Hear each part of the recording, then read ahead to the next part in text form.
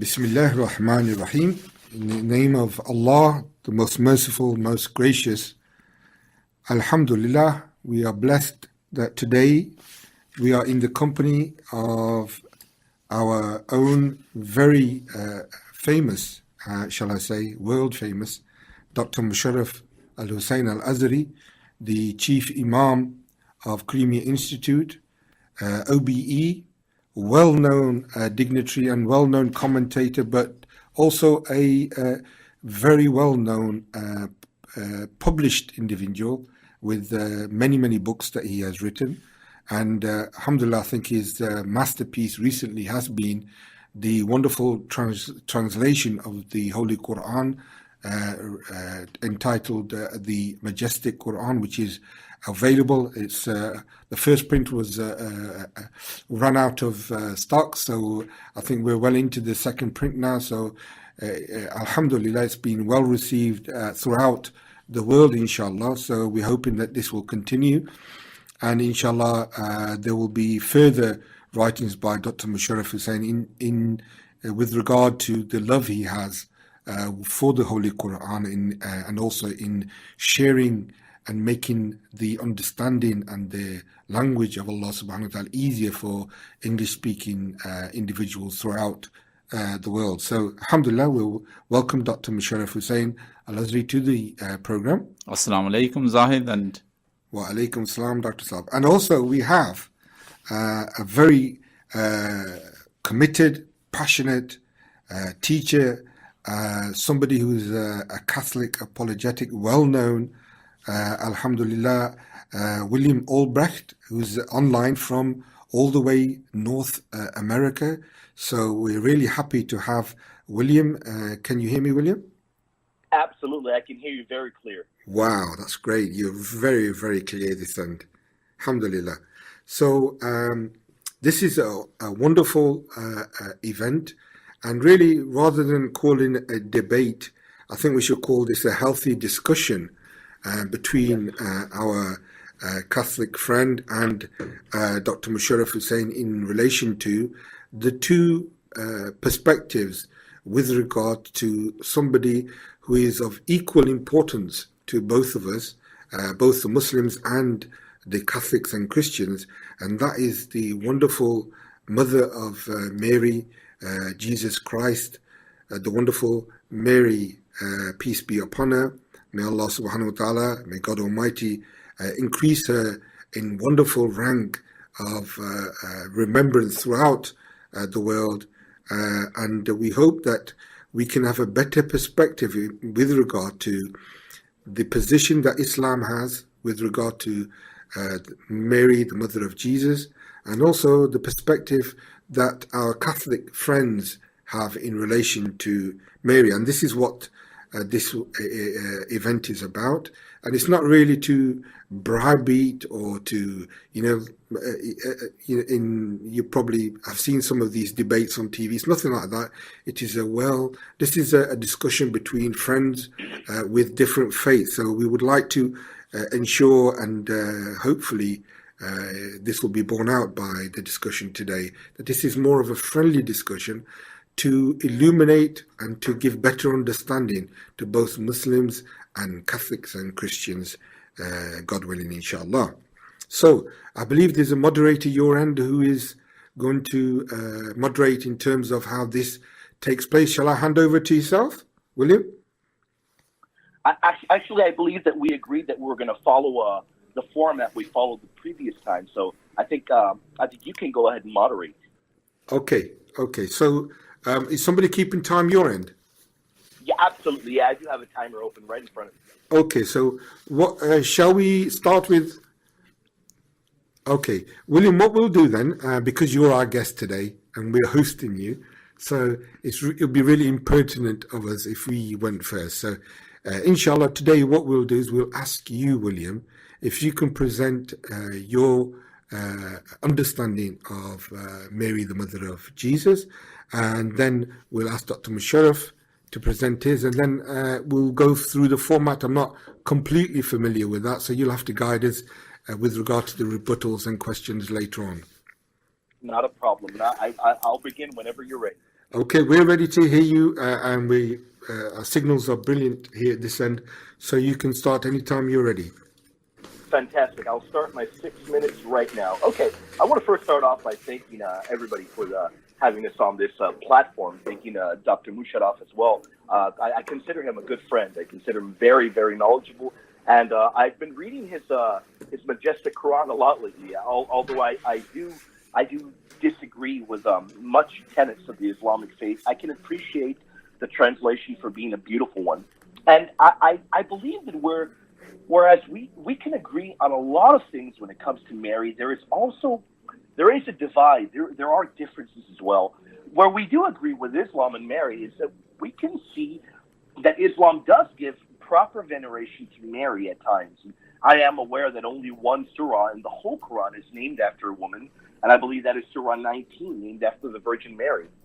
So we can agree on a number of things. One particular doctrine in the Catholic faith and the ancient Christian faith would be called the Immaculate Conception, and I am aware of what the Quran 3:42 says, where it says, "O Mary, indeed Allah has chosen you and purified you and chosen you above the women of the world."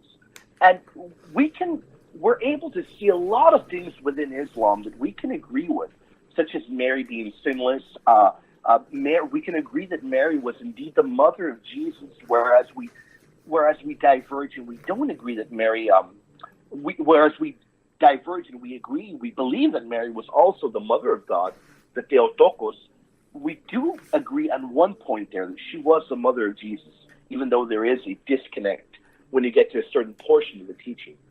I believe in Islam there's also a similar teaching in regards to Mary and her assumption in heaven.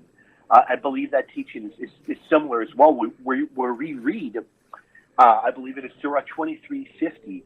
It says, and as we exalted Moses too, we made the son of Mary and his mother a symbol of our grace, and provided for both an abode in a lofty place for lasting restfulness and unsullied springs. So there are various ways in which the English of the Quran translate and render this verse, but there's a lot that we can agree on. And like the wonderful host and Musharraf said, I love the idea of this being more of a dialogue than a debate, because sometimes when you debate, at times you can tend to speak past each other when there's so much that we have in common as well. But there is also, unfortunately, there are areas where we disagree with Islam in regard to Mary as well. And I would argue that Islam's denial of Mary being the mother of God is because of their denial of the incarnation. And a Catholic or even an Orthodox individual would argue that the ancient history would be on our side in regards to that teaching. We would argue that Islam misunderstands the biblical difference between veneration and worship, being unable to make a clear distinction with what was taught in the Old and New Testaments. So we can see there that the difference between veneration and worship was recognized in the Old Testament and in the New Testament and in the early Christian church, where Mary was viewed as a very important figure but was never worshipped. So one area where I talked with Dr. Musharraf last time, and we didn't have enough time to dialogue, and I would love to dialogue on it more today, would be where the passage in the Quran says, "And when God said, 'O Jesus, son of Mary, did you say unto men, take me and my mother as gods apart from God?' He said, 'To thee be glory, it is not mine to say what I have no right to.'" So what our question would be, what I wonder today, and hopefully we can reach perhaps some common ground in this, is where this teaching came from. Did Muhammad not understand how or why the Christians venerated Mary, or why is that passage there? I guess that is something very important for us. Where, like I said earlier, there's so much where we agree upon, and Mary is so important, such a focal point in the Bible, in early Christian history, and in Islam, and in the Quran, which is incredible. But we diverge when it comes to Mary, the view of Mary being the mother of God. We're told sometimes that maybe this is an addition later on, but even if you look in Galatians chapter 4, it says, "When the time had fully come, God sent his son born of a woman, born under the law, to redeem those under the law, that we might receive the full rights of sons. And the biblical Greek here literally reads, genomenon ek gunaikos. He was made of a woman. But remember, we don't mean that the divinity was made. We just mean that Jesus Christ was God incarnate. And he had a human nature, and he was divine as well, fully man and fully God. So we would point out that to view Mary as a type of deity would be incorrect. All Christians understood the term of Mary being theotokos. They understood it in the manner of Mary being simply the mother of God, in the sense that Christ, the second person of the Holy Trinity, was God, was completely God, was fully God.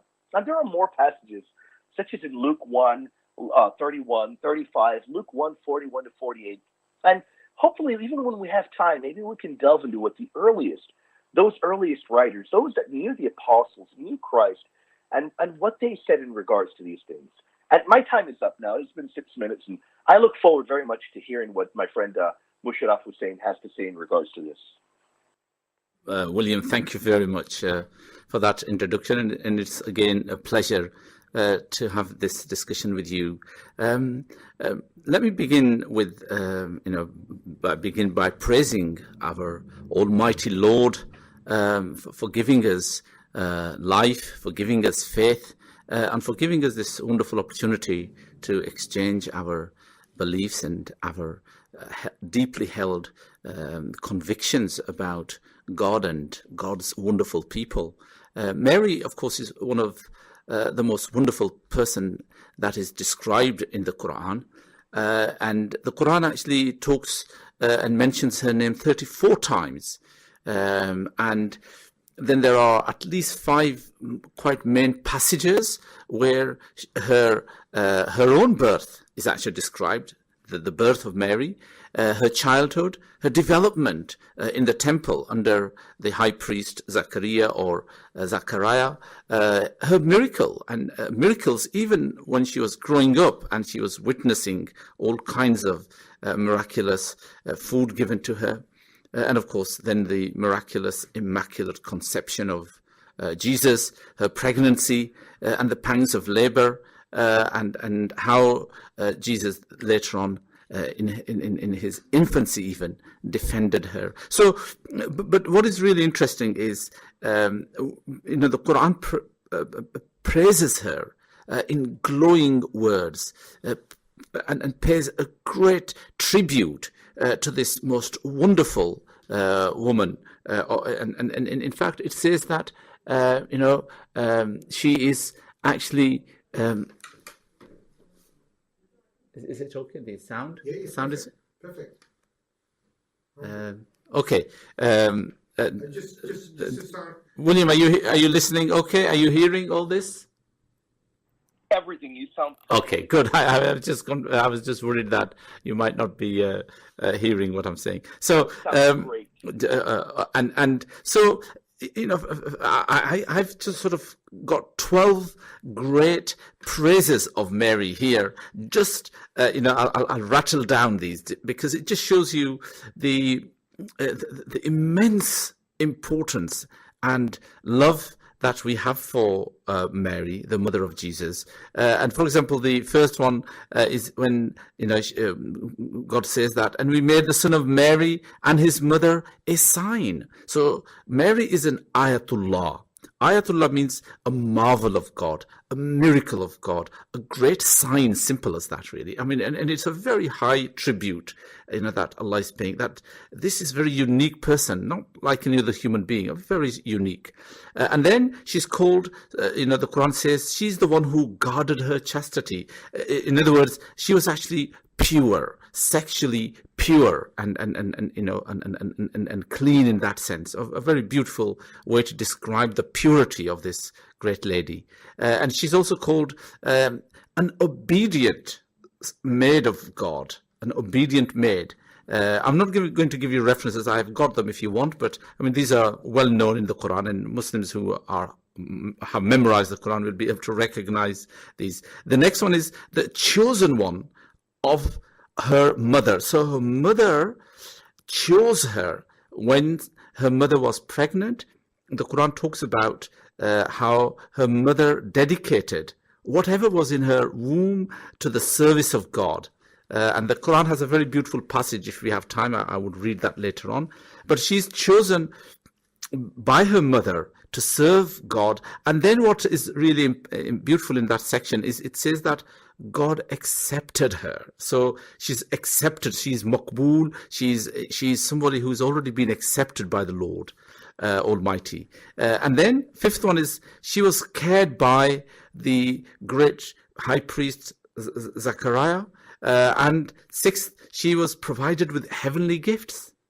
So she didn't need to depend on other people providing her food. As she served and as she dedicated herself to the worship of God and to the learning the Torah, learning the Psalms, learning the other books of Bible, and she was busy, in her worship during her teenage years. God was caring for her in some most miraculous and wonderful ways by giving her food of all kind. Again, there's a beautiful passage which describes this. She's the chosen one, the Quran calls her. She's the purified one. She's the truthful one and honest, truthful and honest. And by mentioning these, the Quran is actually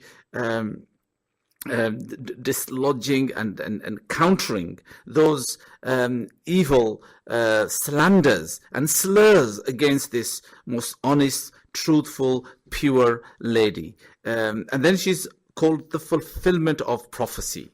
Now, that fulfillment of prophecy, is that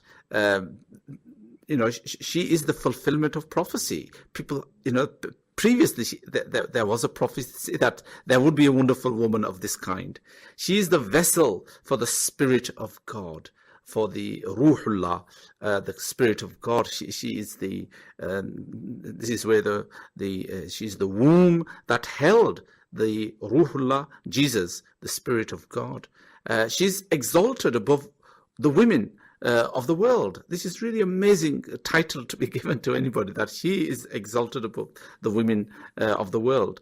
So the Quran has such amazing titles for her. And let me just read you one particular section where the Quran tells us how Mary was born. And the Quran says, from all the creation, Allah chose Adam, Noah, the families of Abraham and of Imran. Each generation was related to one another. God is the hearer, the knower. When Imran's wife said, my Lord, I vow to dedicate whatever is in my womb to your service, so accept this vow from me, O Lord. You are indeed the hearer, the knower. When she had given birth to her, she said, oh my Lord, I gave birth to a girl. And God knew well what she had given birth to. The male is not like the female. Then she added, I have named her Mary, and I place her and her offspring under your protection from the accursed Satan. And so here, we have a very beautiful description of the birth of Mary, already showing something very special and unique and miraculous. And then we know that she was handed over to the high priest, Zachariah. So here the story continues. Standing there in a state of bliss, Zachariah prayed to his Lord, saying, my Lord, grant me an upright offspring through your kindness. You are the hearer of prayers. So the angels called out to him as he stood praying in the prayer room. God gives you good news of John, confirming a word from God, a chaste and a distinguished person, a prophet from among the righteous. He said, that is, Zachariah said, how can I have a boy? I have reached old age and my wife is barren. The angel replied, it will be so. God does what he pleases. Zachariah asked, my Lord, give me a sign. And he said, the sign is that for 3 days you will only speak by sign language to people. So remember your Lord constantly, glorifying him both in the morning and the evening. So here, we notice how Zachariah was also hugely impressed by the miraculous, this ayatullah, this sign of God, Mary, who was under his custody, and he was looking after her, teaching her, and really nurturing her spirituality and her knowledge. I'll stop here. Okay, I think we're ready for the next part of this wonderful discussion dialogue event we're having today. I think, William, is it your turn now? Yes, that is correct. Yes, it would be a 5-minute rebuttal, and then Musharraf would get 5 minutes, and then we would be able to interact. Okay. Okay, let me go ahead and start now. Thank you very much for that, Musharraf. I really, really greatly appreciated that opening, and it goes right back to exactly what I was saying in my opening, and what I've said all along is that there is so much that we can agree with when it comes to what the Quran says, and what Islam says, what the earliest biographers of Islam say in regards to Mary. And for the listening audience, I think it is so important to realize where not a lot of people realize that Islam and Christianity, ancient Christianity at least, have so much where they meet, and they have so much similarities in regards to the Virgin Mother of God. As Musharraf said, that the Immaculate Conception is a very, very important doctrine in the Christian faith, and that is a doctrine that you can find that prefigured in the Old Testament. You can find that clearly taught. You can find that taught in the New Testament, and that is taught in the earliest church fathers. The Apostle Mark founded the great catechetical school of Alexandria, and the earliest fathers, those that were closest to the time of Christ, taught this clearly. Clearly believed this. Clearly believed that Mary was sinless, and this can be found. This parallelism can be found in Islam, and a lot of people might be wondering, well, but how is it that there is so much alike, yet there is also that one key teaching of Mary? Mary as Theotokos, Mary as Mother of God, where there is a divergence.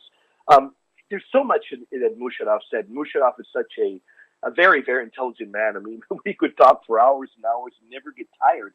There's so much that he knows, and so much that he can teach an individual. I would recommend anybody get a hold of his majestic Quran, even if you're not a Muslim, because there's so much that can be gleaned from the footnotes. So much that is so important in that text.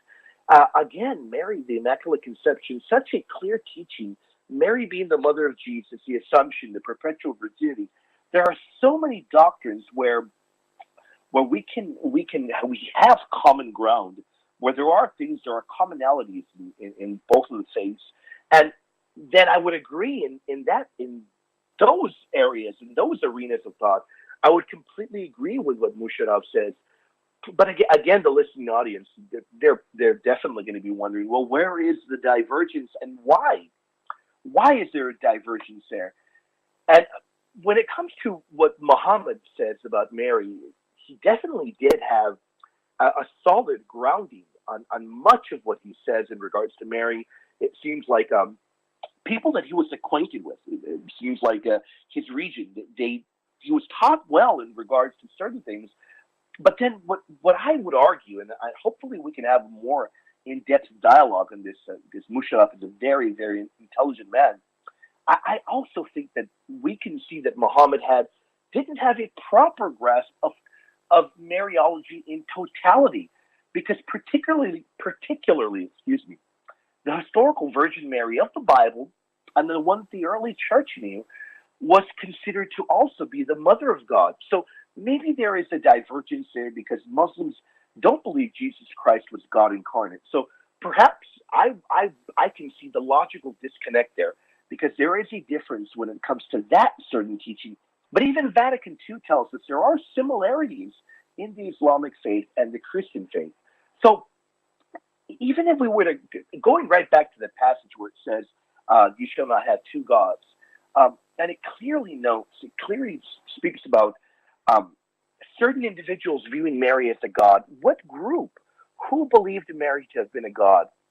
So we need to wonder, we need to examine, even if we were to grant, even if I were to say that the Muslim claim that Muhammad was not confused in this particular part of Mariology, even if I were to say that he did not believe Mary to be a part of, perhaps to be a part of a Trinity, if you will, I believe we can still find a clear error here. So the claim that Christians worship Mary as a deity would be incorrect, because the ancient Judaic and the ancient Christian practice of offering veneration to those deserving of honor is very well grounded. So we can see, as Musharraf has already shown, he has shown in certain areas Muhammad had a very solid grasp, and Islam, the Quran, has a very, very well-grounded grasp when it comes to understanding particular portions of Mariology. For instance, the Immaculate Conception, perpetual virginity of Mary, even a variant on the Assumption, and Mary being exalted, Mary being the mother of Jesus Christ, who even in Islam is viewed as such an important character. But then we also have our divergence in certain areas that hopefully we can talk about. We can see just where, and maybe we can come to some common ground today. And that would be it for my rebuttal period. And I look forward to hearing what Musharraf says in his rebuttal period. Thank you. Okay, William, I just want to take up a few things. First, this idea that what's the difference between veneration and worship? Because I think what I understand is you are saying that you don't actually worship Mary, but you venerate her. And I think what we need to really understand is veneration and worship are two different, distinct things, yes. However, it's a very fine line, and often this fine line is crossed. And we see that that Mary is now no longer this wonderful, devout woman, the mother of the great prophet and the great man Jesus, but she herself becomes a goddess in some ways. And this idea of Hail Mary, and then reading on the rosary, Hail Mary, as well as the figures and the statues of Mary all over. As you know, if you walk into a Catholic church, you will see those. And so, I think that fine line is very clearly crossed here, because it is now no longer, people can't now distinguish between who is God and who is the created, who's the creator and who is the created creature. And I think that's where, and this is precisely what the Quran is saying. Can I just also remind William that actually this is not what the Prophet Muhammad is saying. This is God speaking, actually, when those verses we read, because the Prophet Muhammad is the voice of God. He is the medium through God, which God speaks to humanity, just like Jesus was, Moses was, Abraham was, David was, singing those beautiful psalms. They're really from God. So it is God who is speaking of these beautiful titles of Mary. So it's very significant because it comes from the Almighty Lord. So I just want to point out this, this idea of veneration and worship. Yes, I can see the difference, but sadly, I see too much amongst particularly the Catholics, and I think this was one of the reasons why you had this huge split with the Protestants and Martin Luther. This was the main thing, that you were just crossing that line too often and too openly, and so the other is she is great, and I think the problem arises is when the Christians begin to make Jesus a god, and therefore if he's God, therefore he's got to come from someone like a goddess. And of course, that is, when the mythology of the Romans and the Greeks comes into Christianity, and where we begin to actually confuse, and this is where sadly I think something which Jesus warned against, the prophets warned against, and Islam actually was revealed by God to clarify this huge mistake that has been made. One, this not being able to differentiate between veneration and worship, and also this idea that there has to be a goddess, there has to be other gods. And you said that Jesus is incarnate God, but incarnate God, that is a God, and that is what the whole idea of Trinity also is. You have three gods. And therefore the mother of God is also a goddess. So I think this is where there's a lot of confusion. I don't think it's a confusion with Muslims or our understanding. I think there's the way you are just portraying and the way you are presenting it, and the way it's being expressed. But what is really very sad is to see that nowhere in the New Testament do we see anything of this kind. Nowhere in the Gospels do we get this or even glean that she was the mother of God. Where does it say that she is the mother of God? And therefore, we should worship her as well, and whatever. So these are, some very, very serious issues, and we believe that the Quran was revealed by God to clarify these misunderstandings that had now become entrenched in the Christian creed, and to bring people back to the one almighty Lord, the God of Jesus. And it's very interesting, on the God will ask both Mary, the Virgin, and Jesus Christ, the great Messiah, on the Day of Judgment. The Quran says that they will be asked, did you tell people to worship them? Did you tell them to, worship us and believe in three gods? And they will say, well, that isn't at all what we taught. We didn't teach that. This isn't our message. The Quran very clearly says that. She will. This is what the Quran says in Surah Al-Ma'idah. The Messiah, son of Mary, was a messenger like many messengers who went before him, and his mother was a truthful woman. Both ate like other human beings. See how we explain our signs to them, and look how they ignore the truth. Say, why instead of worshipping God do you worship what can neither help nor harm you? God is the hearer, the knower. Say, people of the book, don't go beyond the bounds of truth in your religion, and don't follow the whims of people who went astray before you, misleading many others, themselves wandering far off the straight path. So I think, Jesus is very clearly, he worshipped one God. Mary also believed in one God, because this is how she was brought up in the Jewish faith, and taught by this great high priest, Zachariah. And I'm sure the only thing that Zachariah believed was monotheism. So she never had this idea that she was the mother of God.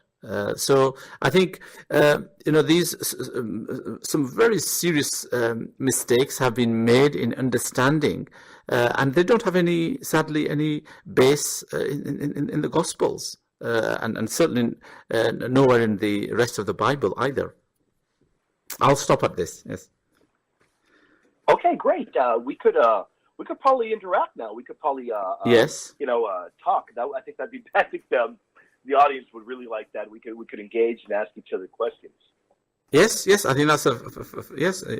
I would like you to explain, this veneration and worship distinction. Yes. And I'm saying that sadly the Catholic friends have gone beyond that fine line. They do cross that fine line. Veneration is no longer veneration; it actually is worship.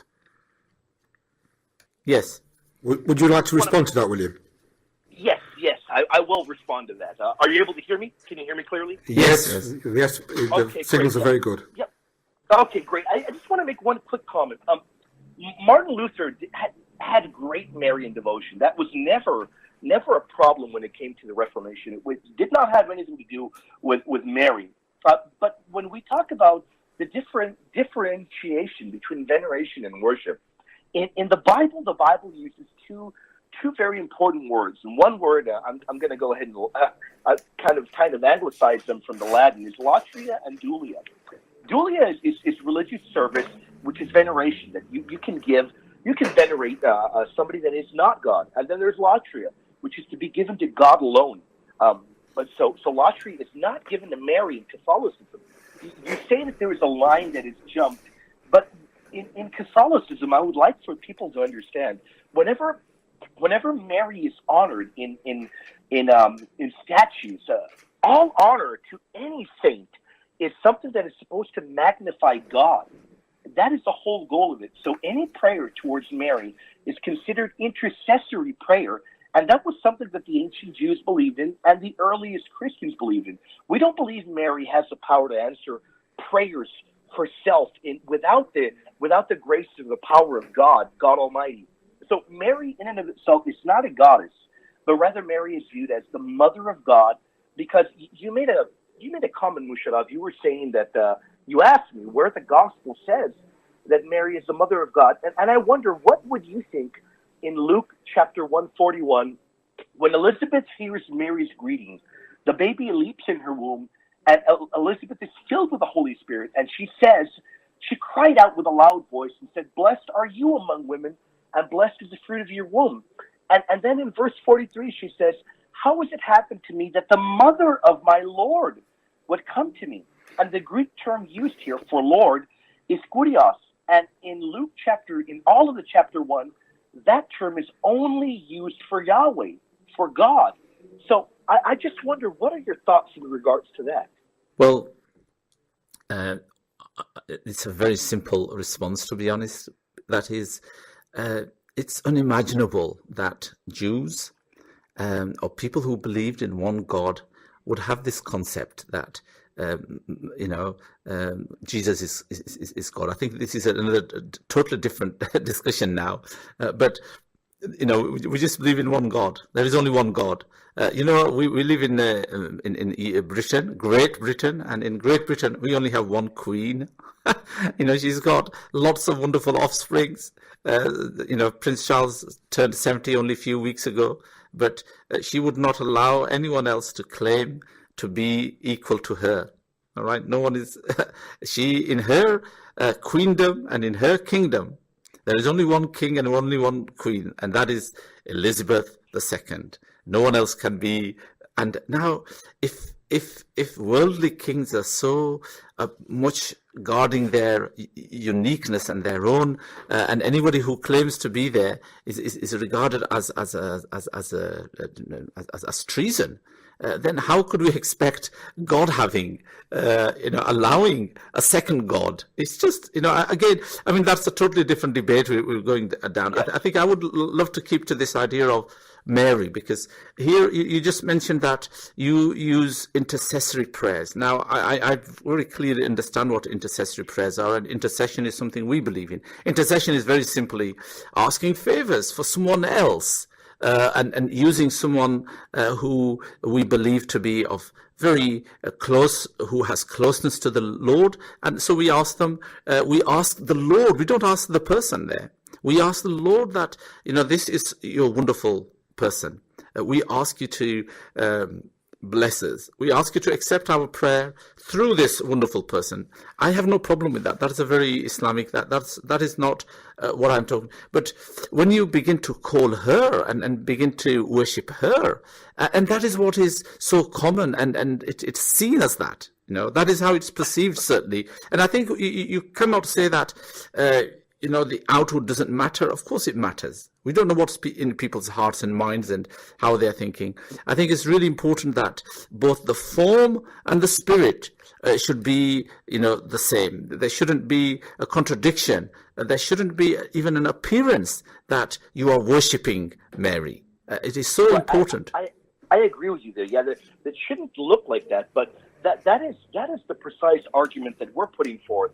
Is you must realize, Musharraf, is that Protestantism, these Protestant Christians came at a much later date than the Catholicism. I'm sure you're aware of this.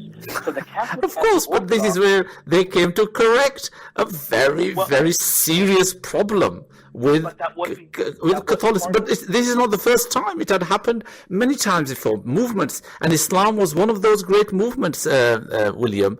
And this is why a lot of Christians in the Middle East became Muslims in the 6th and 7th century when they saw this truth, because they realized that, wow, we have gone off the track completely. And I think God sent, and we know that God sends people to remind and to reform what had gone drastically wrong in Christendom.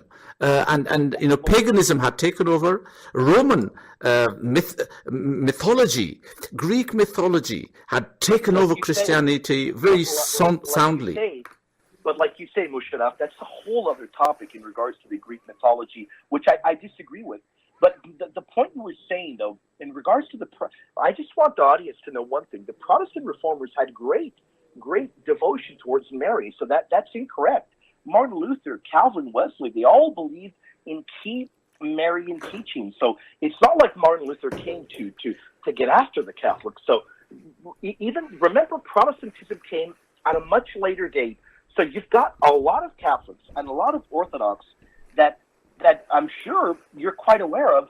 They are able to see this distinction between veneration and between worship.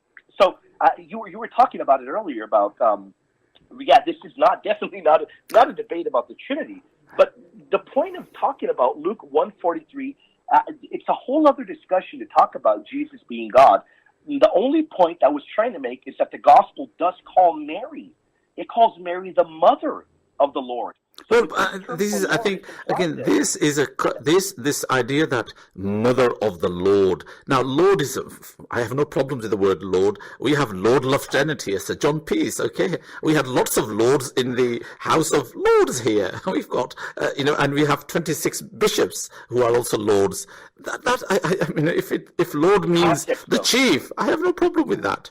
Well, but and it's very interesting, in Luke, it actually uses the word Lord. It didn't say God. So already you can see that, and in that Jewish atmosphere where she grew and the people who are talking, it's obvious that's how it would have been understood, because they are monotheists. They do not believe in more than one God. They're monotheists. Yes, they're monotheists. But as you said, Musharraf, context is everything. And in the whole chapter 1 of Luke, every time Lord is used, kurios, it is in reference to Yahweh. So that is the key context. Well, that's an interpretation. That is an interpretation. That interpretation. Actually, that's not an interpretation. You can look it up. That's a translation. There's a difference. So that's a translation.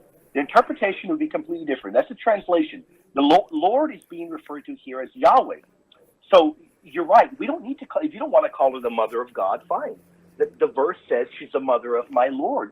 And the term kurios is used for Yahweh. But if you don't like Luke 1:43, remember what I brought up earlier in Galatians 4. Galatians 4, which some scholars date it even before Luke. Remember what Paul says. Paul says that talking about Christ, God sent his son, born of a woman, born under the law. And the literal meaning here says that he was made of a woman, talking about his human nature, not the divinity.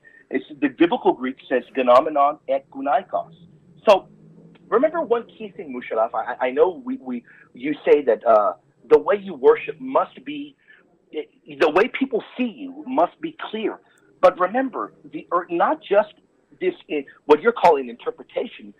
If you look at the earliest Christians, they believed this. How are you able to reconcile that by saying that Islam is correct, when the very, very first Christians, those right after the biblical New Testament era, they believed this teaching? How would you reply to that? Okay, it's a very simple reply, William. We live in a scientific age. We live in an age of reason. We live in an age where intellect is given a very importance, and it should be as it ought to be given.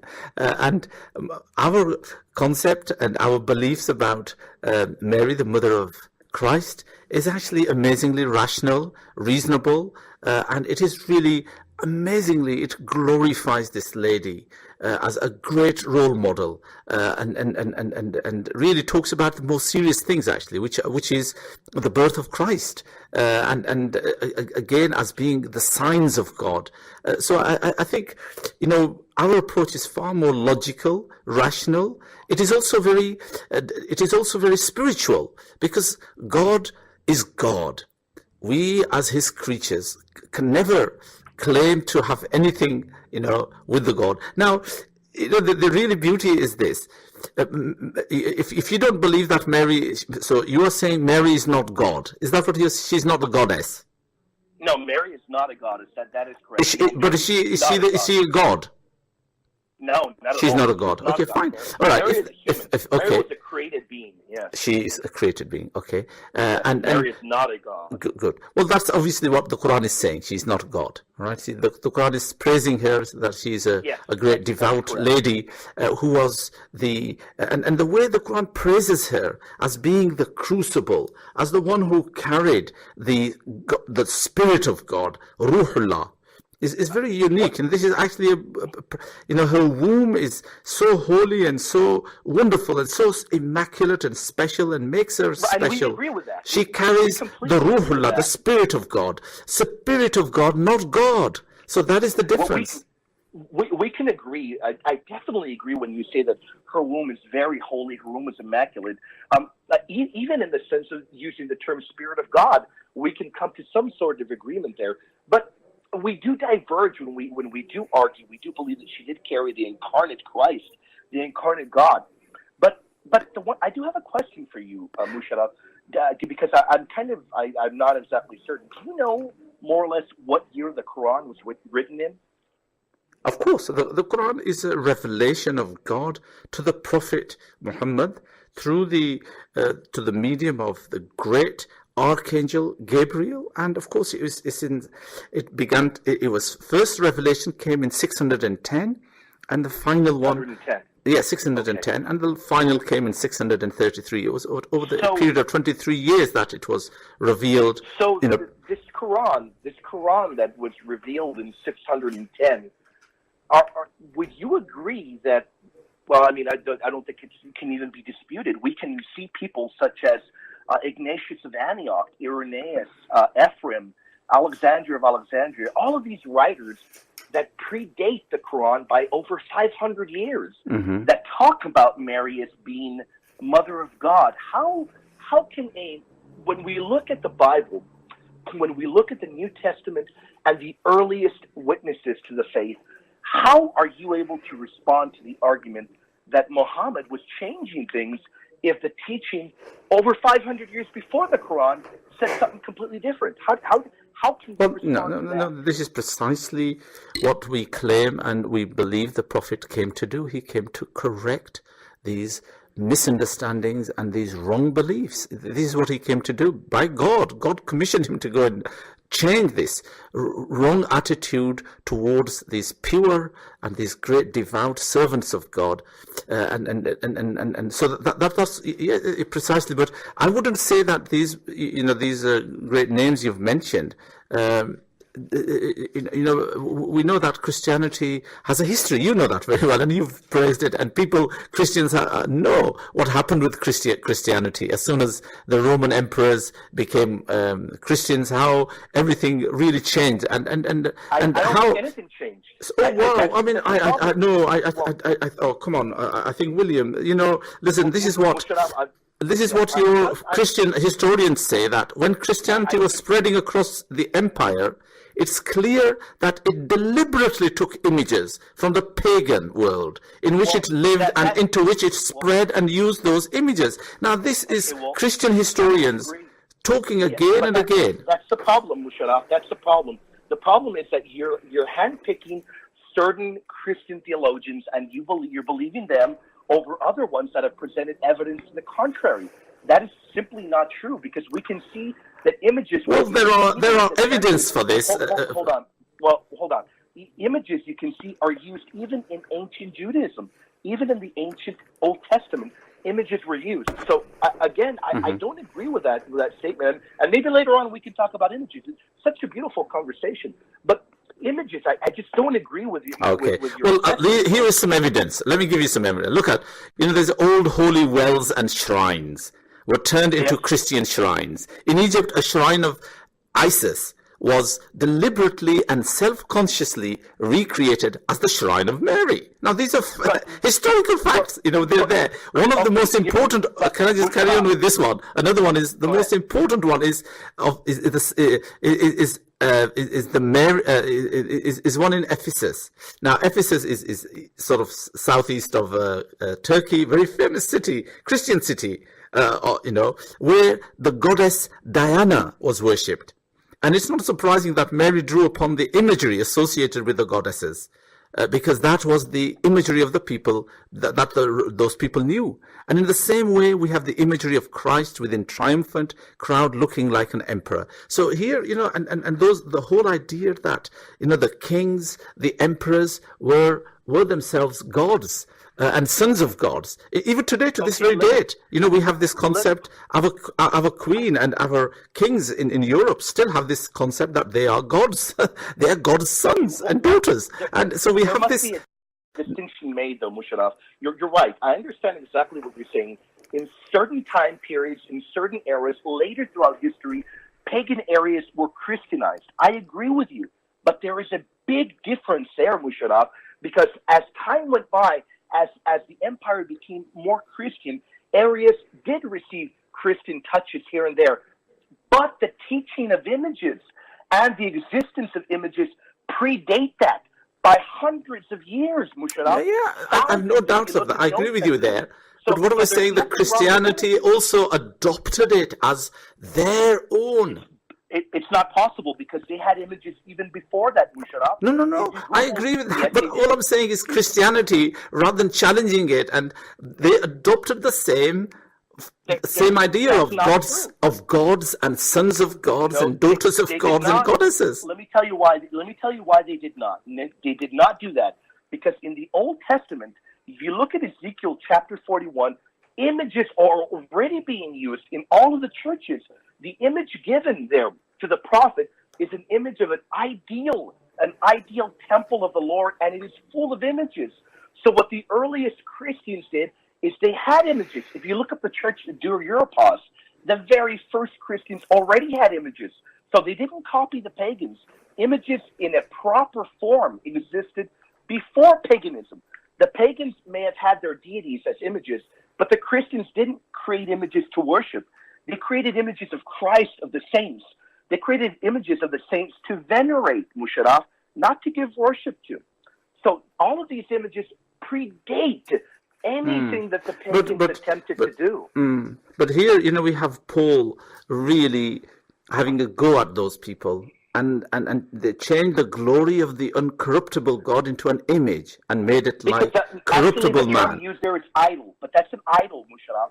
There's a big difference. And the Bible, the Old Testament, talks about it. When the Old Testament talks about what is the difference between an idol and an image? Idol is... Let me tell you the difference. There's a big difference. Okay. Because in the Old Testament, let me tell you, the Old Testament, the commandment says to not worship any idols. I'm going to tell you the difference. Go on. Yeah. Let me just finish. Yeah. When you create an image and you make that image a god and believe that image is a god, that is idolatry. Yes. But if you look, if you look in the book of Ezekiel, if you look there, Musharraf, you can see images were perfectly signed by God. They were even commissioned by God. But there's a difference between images that give honor and glory to God and images that become idols. There's a big difference there. Of course, there. Yes, I recognize. But here we are talking about images that had been made into idols. But can we just, I think because this is an opportunity to pay homage and a tribute to a great lady. And today, again, we are facing a very serious crisis in human history and human way of thinking in the West in particular, where we are now beginning to see that there is no difference between male and female, and we're talking about all sorts of weird kinds of gender thinking, which is now becoming so dangerous that the whole concept that, God created motherhood, God gave us the sense of being men is now under attack. I think we need to once again revisit this great lady who was a model of a mother, Yes, who was a model I of agree. being a Yes. daughter, who was a great model of family life, really. And I think that is, for me, I think that is more important and significant than anything else. And can I just sort of read a passage where, Yes.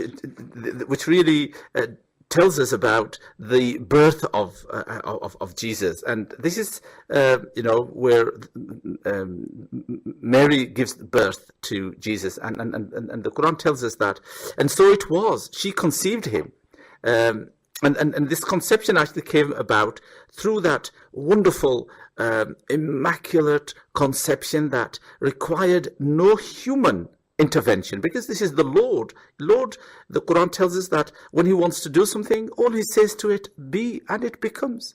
The power of the divine word is so great that it can lead to the creation of the embryo. It can lead to the creation of the cell and the zygote, and that then becomes transforms into the fetus and into the child. That is the power of God. And then it goes on to say, and so it was, she conceived him.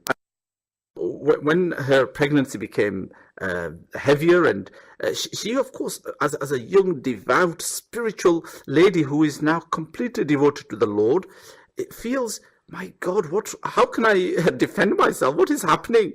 So she leaves the temple and she goes, the Quran tells us she goes to the far off place in the east. That is, of course, Bethlehem.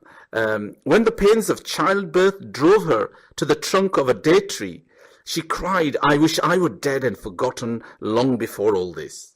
But a voice from below cried out to her, do not worry, your Lord has provided flowing water at your feet, and shake the trunk of the date palm and fresh ripe dates will fall.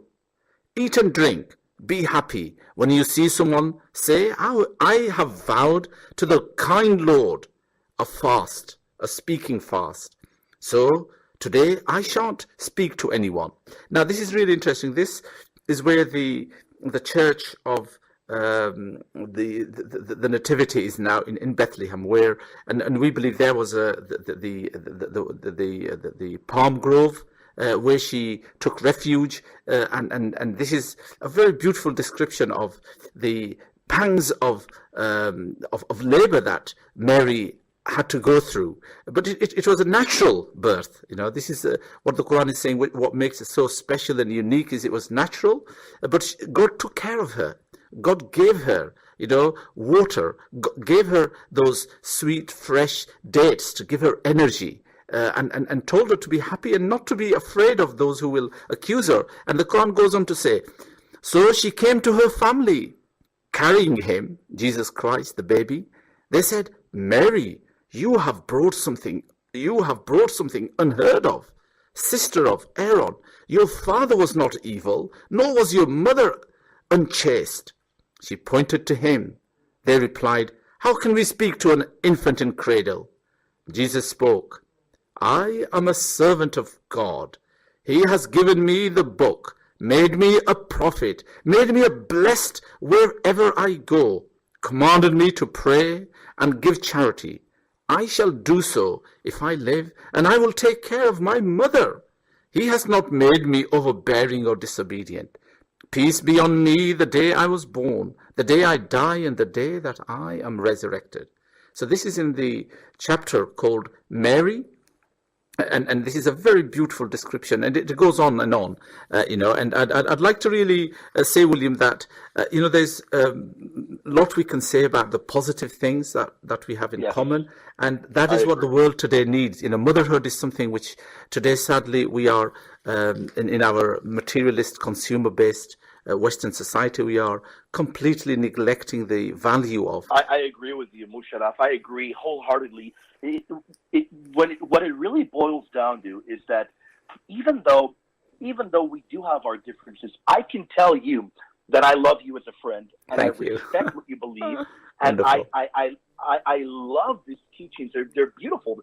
I mean, the mere belief that you just what you read about Mary and the Immaculate Conception is something so beautiful that we hold so dear to our faith, especially in this time. The times that we live in, as you mentioned, Musharraf, is we hold something so much in common, is that modernism, liberalism are trying to tear down the very fabric of our history. That's right. And I do have one question that I legitimately do wonder. Yes.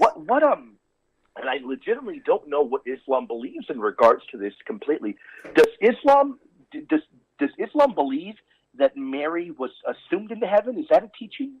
Mary was? I didn't catch that word. Yeah. How does Mary go to heaven in Islam? Is she assumed into heaven? Is that a teaching in course. Islam? Okay. I gave you 12 epithets, 12 adjectives the Quran uses to praise, and gives it 12, not 1, 2, 3, but 12.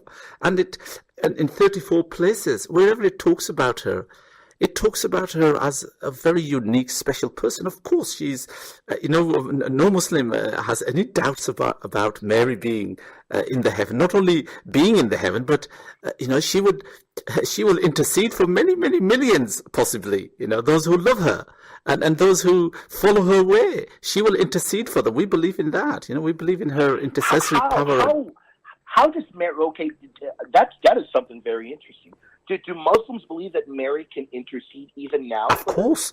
Our belief is that our bodies, of course, are very limited in their powers, but the spirit within us, the soul, and particularly the soul that has lived in obedience to God, in praise of God, in following the way of Jesus, following the way of Moses and Abraham and Muhammad, and those who have been serving the Lord, those souls, if they pray to Mary, Mary listens to that. Mary hears that. Mary will respond to that. Of course, we have no doubt about the power of the Spirit of the Spirit, or the soul I'm talking about here, is huge. And we believe that when righteous people and saints die, their power doesn't become extinct or confined. In fact, it multiplies because they're in a higher place now. They have much greater sense now. They have the sixth sense now, which we didn't have in this world. We only have 5 senses. They have the sixth sense. Yes. So it is actually, we believe, and therefore this is why, we Muslims also love Mary, and this is the only way. In fact, whenever we say Mary, we don't just say Mary, actually. It's always said Mary, or radiyallahu an. May Allah be pleased with her. Or Mary alayha salam. May the salutations and the peace of Lord be on her. So that is how we always, actually, no Muslim would ever just say Mary. It's always said with these, because we hold her in great honor, and we really believe in. Of course, she's the woman of paradise. In fact, the Quran says she's the greatest woman, of her time, the greatest. Okay, so yes, we love her, and I think that is the message I think I would love to end with as well, William. That yes. Let us, this is of course a great time of Christmas, which is all about Mary. Actually, it is her and Jesus Christ, her wonderful Son, and there were great signs of God, and I think if we were to recapture that spirit, of Christ and of Mary once more, and motherhood in particular, to be honest. I think West we are doomed, actually, in the West. We are doomed if we do not once again appreciate motherhood, because without motherhood, we will have no children. We will have no civilization. And I really hope, we can begin to respect motherhood. And what I mean by respecting motherhood is actually giving our young women the opportunity to be Mary. To be, free to be able to give birth. And today, our young women are not. Let's be honest. The consumer-based society is putting so much pressure on the poor girls. And not only that, and showing that superheroes and our heroines are not like that. Our heroines are those who work 24/7 for the good of the state and for the good of the capitalists and for the good of the factory captains. And that is the madness that I think we have to tackle, and I think this is a wonderful opportunity to celebrate our motherhood, and that our women are great because they're mothers first and foremost. Well, William, it's been a wonderful opportunity. Can I say something in closing? Of course, yes. Go ahead. Briefly. Okay, yeah. I do want to say thank you very much for having me on. I had a fantastic time. We have so much in common. And as you say, Musharraf, it is so important in this time that we live in to be able to highlight what we have in common. Yes. So many beautiful things about Mary that we all believe. And even though there are some differences, we can come to agreement on so many things. And just in closing, I hope your audience does look up certain individuals, like for instance, just look up in this beautiful, wonderful Christmas season, Ignatius of Antioch in his letter to the Ephesians 18:2, Irenaeus against heresies 5:19:1, and so many others, such as Ephraim in his Songs of Praise 1:20. We can see the beauty of this faith, just the wonderful teachings. And I'll close with Cyril of Jerusalem, Catechetical Lectures 10:19. So many teachings of the faith, Musharraf, and Mary is so central, so important to the faith, and again, everything, as you say, should point towards God. And thank you very much for having me on, Musharraf. I consider you a very good friend, and I hope you have a wonderful season. And I also wish you a happy Christmas and all your listeners in America. And this is a great opportunity. Thank you very much, William. Take care. Thank you, my friend. Thank you, William, and we'll let you go now and enjoy the rest of, is it the evening or day there? Oh, he's gone. Okay, dear listeners, that was a wonderful discussion on the in respect of Maryam alayhi salam, mother of Jesus, and I hope you enjoyed that discussion. Ultimately, what we advise for any people listening to such a discussion is to always look for the truth, and you can see the truth with regard to how the speech is delivered. You know, how the words are specifically delivered and the strength of those words in terms of understanding what they actually mean. And this is the beauty of the Quran, the beauty of the words of the Quran. They're very direct. There is no room for, to interpretation. It's very clear. Alhamdulillah, and I hope that this is what you've gleaned from this wonderful discussion. Alhamdulillah, we thank Dr. Musharraf Hussain Al-Azhari and also our preacher William Albrecht, an American Catholicist, very knowledgeable, as you've heard, very well read. So thank you very much for listening, and inshallah we'll no doubt come with some future similar programs, if God willing, and hope you've learned, but also remember that nobody enters Jannah without La ilaha illallah Muhammadur Rasulullah. This is from the time of the Prophet when he announced his prophethood until the Day of Judgment. So there is no space for any other belief in this era. Before that, it was the time of Jesus, the Prophet Jesus alayhi salam. Before that was the time of Musa alayhi salam. When the Prophet has come, the final Prophet, the doors of prophecy and prophethood have closed. There is no new revelation to come.